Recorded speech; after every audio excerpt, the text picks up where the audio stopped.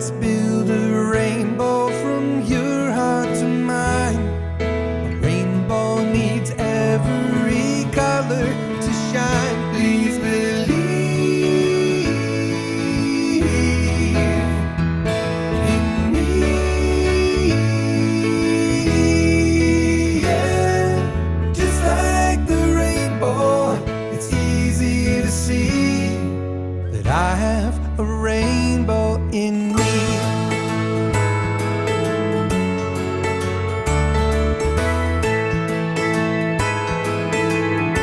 Yeah, yeah. Every snowflake is different. No two are ever the same. Every bird sings a different song, and if you sing from your heart, you can never go wrong. And believe in me.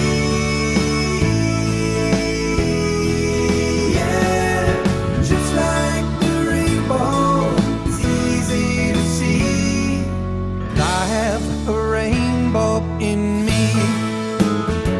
Yes, I will follow the rainbow, I'll follow the dream, 'cause I have a rainbow in me.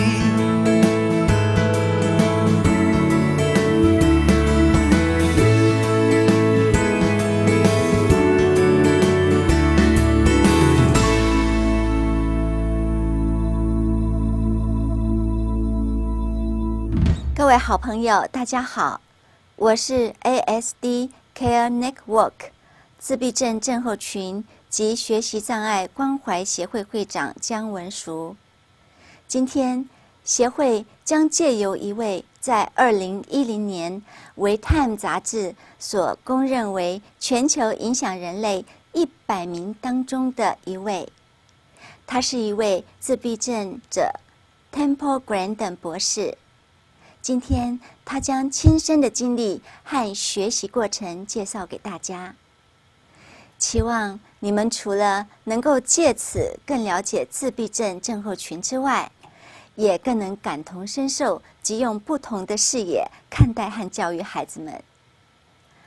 真实生活中的语人 Kim Pick 常说：“请看我们所能做到的事情，不要专注在我们的弱点。”各位好朋友，让我们一起为自闭症症候群以及学习障碍的孩子们努力。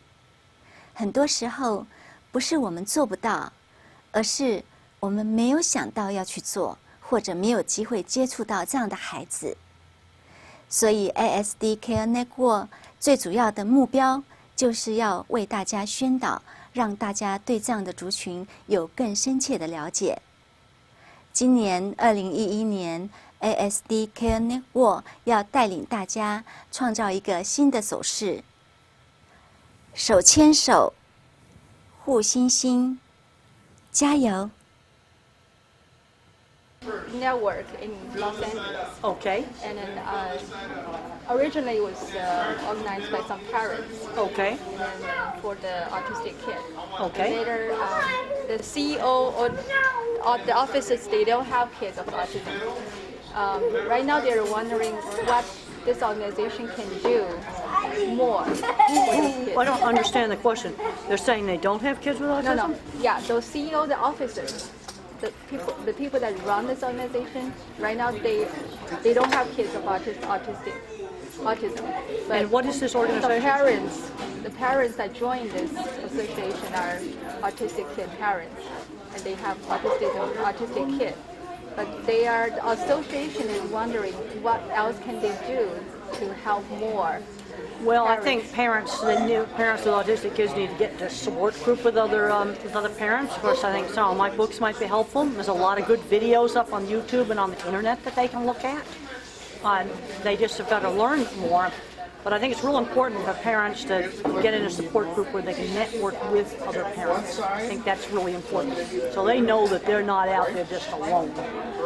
So when I also read the book your mother wrote, that your mother, when at that point in time, basically they don't have this kind of support there. Well, they didn't have any of those things, but fortunately I got very good early educational intervention. I can't emphasize enough for 2, 3, and 4-year-olds, they need 20 to 30 hours a week of teaching by an effective teacher. The worst thing you can do with an autistic 2-year-old is let him sit in the corner and rock. He's not going to develop if you do that. Nothing is a worse thing that you can do. And then currently, our education system does have this capability. You do have teacher like 1-in-1 or 2 in sometimes 7 teacher for 15 students. But I know the budget is going to cut, and then a lot of school teachers are laid off. It seems like everywhere. With these little kids, 2, 3, and 4-year-olds, we got to get somebody to work with them. It can be grandmothers. It can be people from the church. The important thing is to spend 20 or 30 hours a week of one-to-one contact with this kid, where you keep him engaged. Teach him how to eat, sing songs, teach him words. Just get him in a quiet place where he's not going to get sensory overload, and work with him for 20 or 30 hours a week. Just don't give them any break time. Just sort of. Well, they can get some break time. I was allowed to have an hour after lunch where I could stim and get some break time. They can have some break time, but you need to keep them engaged with the world for 20 or 30 hours a week.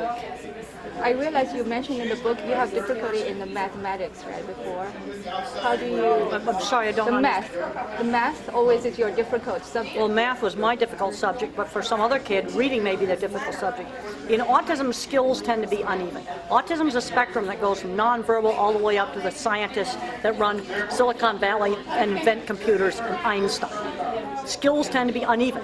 Some kids are visual thinkers like me, and they're going to be very good at things like art and graphic design, industrial design, photography, but have a weakness, especially in algebra. And then there's other kids where math is going to be their strong point. Music will be their strength. Reading might be a problem. And then there's others where they're word thinkers with just average math skills. Autism, you tend to get uneven skills. Good at one thing, bad at something else. And should we, as parents, concentrate on the bad part they are, strengthen the bad part they are not good at? Say, if this kid is not good at math, should I teach him more math? Or should I just teach him English? Well, I would teach him some math, but I also would work very, very, very hard on building up the area of strength. Because we need to start thinking about what is this kid going to do when he grows up. My ability in art was always encouraged. I had lots of hands-on things when I was in school.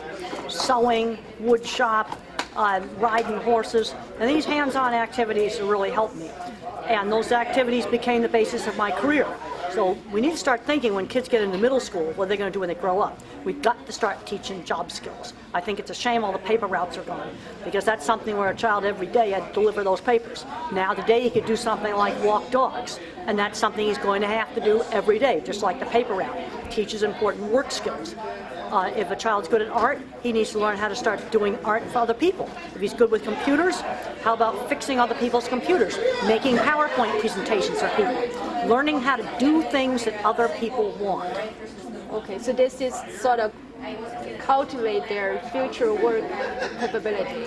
Well, we need to start teaching work skills by middle school. By the time that kid's 13 years old, he needs to be doing some job things. When I was 13 years old, I did a little sewing job 2 afternoons a week, hand sewing hems on dresses. And I loved the money that I got from that, and I bought it on I bought a whole bunch of striped shirts with the money because I liked the striped shirts. I was taking care of 9 horses when I was 15. I think these kind of work experiences are really important. I'm seeing too many kids graduate from high school and they've never done any work experiences, and they need to be doing work experiences outside the home, like walking somebody else's dog. And they got to do it every morning at 7:30 because Mrs. Jones depends upon it. I see. If there's some organization, like nonprofit organization, what do you think they can do, they can help in this aspect, the aspect you're just talking about? Well, one of the aspects is setting up programs where parents can get together and network. There's a program called Families Together run by Chris Curry, and what Chris Curry does is she sets up these weekends where a whole bunch of families can get together. The kids are given activities to do, parents can network and just network with each other. I think it's really important for parents to network so they know that they are not alone. But another thing I want to mention, I was a child of the 50s, and social rules were taught in a much more rigid manner. I was taught to say please and thank you. If I put a cookie in my hair, Mother would tell me to put the cookie back on my plate. If I forgot to say please and thank you, she'd prompt me and say, you forgot to say. Or if I was combing my hair with my fork, to put it back down. You know, this more rigid teaching of social rules was really, really helpful. I'm seeing too many smart autistic kids, like maybe go in a gas station store and they throw candy on the floor. And if I had done that, I would have been told to pick it back up and apologize to the owner of the store for throwing it on the floor. So you think the old way is better or the new way is more flexible? Well, you have to have some flexibility, but on the other hand, there needs to be some expectations for behavior. I was allowed to stim all I wanted for half an hour after lunch, but then church I was expected to go to, sit through meals. We had formal Sunday dinner where I had to behave. This taught important skills.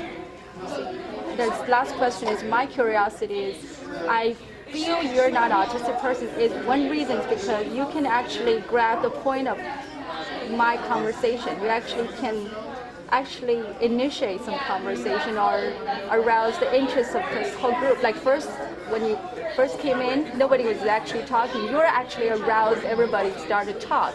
How do you actually cultivate yourself to do this? Well, it's a gradual learning. People are always looking for a single magic turning point. There is no single magic turning point. This is why we got to get kids out, doing different things, doing interesting things. I'm seeing too many of these kids so addicted to video games and not doing anything else. When I was 15, I was afraid to go out to my aunt's ranch. And Mother said I could go for a week or I could go for all summer. You got to get kids out exposed to a lot of different things. And then the more experiences you have, then you get better and better. The first lecture I ever gave in graduate school, I panicked and I walked out. You know, I think I've come a long way since panicking and walking out. But you only learn these things by doing it. So are you saying these learning, like at the early childhood, I would say your parents or your relatives help you, but later it's sort of you help yourself? Well, my mother was always pushing me to do things. Now I want to make one thing I want to mention. You got to separate out a behavior problem from a biological problem. Like I just had a mom ask me, why is the child sticking his fingers in his ears? He's doing that because a school bell hurts his ears. Now that is sensory. That's not behavior. Or the child may see the flicker of fluorescent lights flickering like a discotheque, and that's going to make it impossible to study. Sensory issues can be very variable. They can also be really debilitating.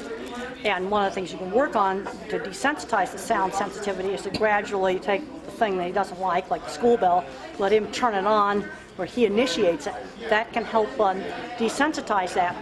And you can't punish that. That's biology. So it's very important to separate out biology, like the sensory problems.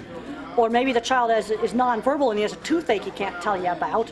Well, that's going to cause a behavior problem from just a behavior problem. Like putting a cookie in my hair, that's a behavior problem.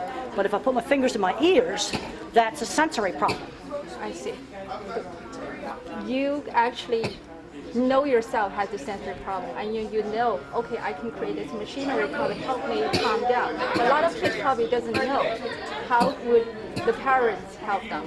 Well, some kids seek pressure. They'll get under sofa cushions. They'll wrap up in rugs and things like this. They'll tend to seek pressure to calm down. Other kids, pressure doesn't work. Another thing that really helps is lots of exercise. I'm seeing a lot of kids that are not getting enough exercise. Mother used to say to me, go outside and run the energy out of you. I see. Okay. Thank you, Dr. Okay.